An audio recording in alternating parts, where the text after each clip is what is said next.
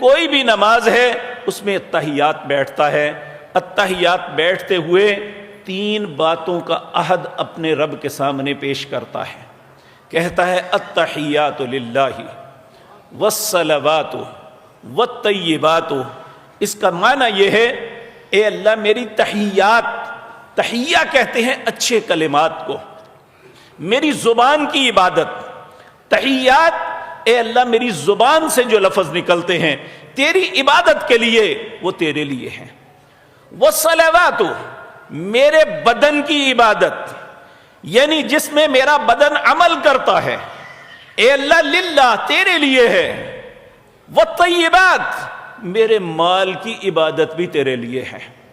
تو عبادتیں 3 قسم کی ہے، ایک عبادت ہے زبان کے ساتھ، ایک عبادت ہے جس میں بدن اپنی قوت توانائی صرف کرتا ہے،